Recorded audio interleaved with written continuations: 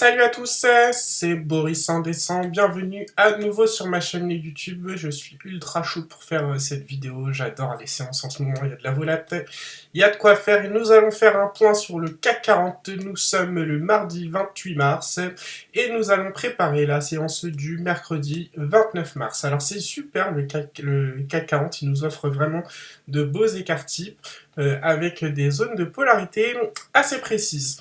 Alors le plan, il était simple depuis la clôture de lundi soir et donc l'ouverture de ce matin.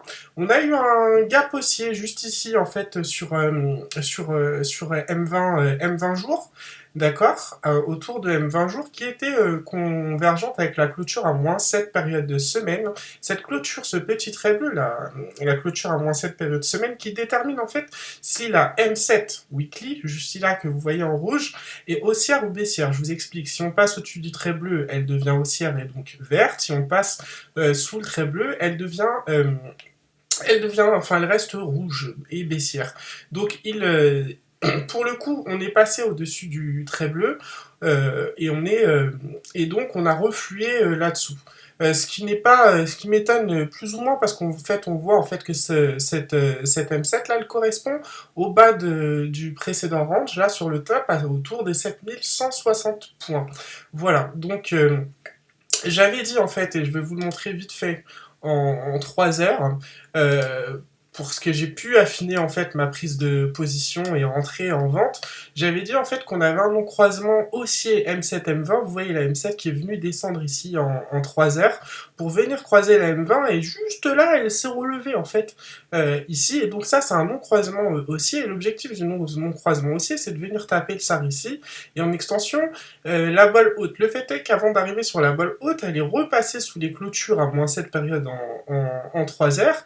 Et donc, du coup, on a ce qu'on appelle un refus de non-croisement. Et l'objectif de ce refus de non-croisement, c'est de venir taper la balle basse. Donc, en fait, avec ce setup en intra qui nous indiquait déjà qu'on devait probablement avoir une correction, il était plutôt aisé en fait de rentrer ici sur les résistances ce matin avec ce joli gap haussier. Voilà pourquoi j'ai tweeté que c'était inespéré d'arriver sur ce niveau-là. Et le fait est qu'on a fait d'ailleurs ce top une fois, on a carrément quasiment ouvert dessus et que c'est redescendu dans la journée et au plus bas on a perdu 1% en fait en gros ce qu'on avait gagné depuis la veille en refermant le gap aussi. Voilà, alors maintenant ce qu'on va surveiller pour la séance de demain, c'est ici en fait est-ce qu'on va faire un non-croisement baissier jour ou pas. Donc j'ai tracé les clôtures à -7 période, celle de demain qui se situe à 7014 points. Je m'attends à ce que si jamais on ouvre encore sous la M7 en daily, qu'on aille chercher en fait ces 7014 points en gros pour vérifier et acter en fait si M7 jour devient baissière ou si elle reste haussière. Si jamais elle reste haussière et qu'on est sous la M7 daily, je m'attends du coup à ce que les prix remontent au-dessus de 7014 points. Et par exemple, si on a un open sur 7014 points, j'achèterai également cette clôture, parce qu'en général, les prix, lorsqu'ils gapent sur un support ou sur une résistance, c'est pour prendre le reverse comme ce matin, exactement ce qu'on a fait ce matin sur ces zones de polarité là. Voilà. Et donc, si jamais on rebondissait sur les 7014 points, ce que je surveillerai en fait, ce sera la clôture, donc -7 période du coup, je crois, alors si demain c'est mercredi, ça sera pour jeudi, qui sera située à 7112 points.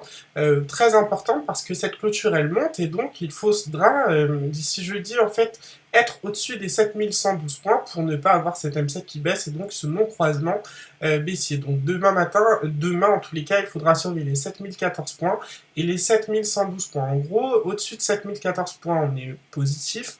Au-dessus de 7112 points, on est très positif pour un mouvement haussier. À l'inverse, si jamais avec cette résistance on arrivait vraiment à casser et à acter la cassure de la M7 daily et les 7014 points, le trait bleu ici, il faudra s'attendre en fait à ce qu'on refasse les plus bas et ce qu'on se rapproche du SAR ici. Je trouve, moi, si je devais privilégier quelque chose avec cette résistance, ce serait la vente, tout simplement, le temps que les choses se fassent. On arrive en fin de... Nous arrivons en fin de mois, je trouve qu'il ne serait pas inutile en fait, avec les prix qui ont reflué là sous la bolle haute mensuelle, ce serait pas inutile de venir chercher un support en fait d'ici, parce on est le 28 mars, donc le mois d'avril c'est vendredi, ce serait donc pas inutile de se rapprocher des 6850-6840 points sur la M7 du prochain mois en fait pour éventuellement avoir un support et relancer les prix, pourquoi pas avec un non-croisement haussier semaine, mais en faisant un support propre en fait. Tout simplement parce qu'on ne peut pas faire normalement de non-croisement haussier comme ça sans avoir de support sur une unité de temps supérieure. Donc voilà, donc si j'avais un scénario là, à moyen terme, en fait, ce serait un non-croisement baissier-jour qui prend appui sur la M7 semaine, qui retourne chercher à peu près les plus bas les plus bas, ou en tout cas les 6840 points ici, donc on aurait ouais, la bolle basse ici, et le SAR, et pourquoi pas en fait racheter ce qui correspondra à un support M7 mois pour pouvoir faire un non-croisement haussier semaine et repartir de plus belle à la hausse. Voilà, c'était mon petit point marché de ce mardi 28 mars en préparation de la séance du mercredi 29 mars sur le CAC 40. Je vous montre vite fait le DAX. Le DAX est dans un setup absolument similaire. La configuration est absolument la même, sauf en mensuel.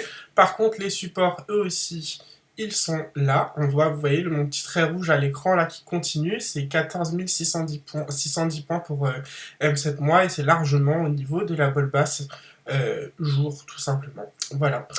J'espère que cette vidéo vous a plu. Si vous avez des questions, n'hésitez pas à me les poser sur Twitter ou en commentaire. Je vous souhaite une excellente soirée et je vous dis à bientôt.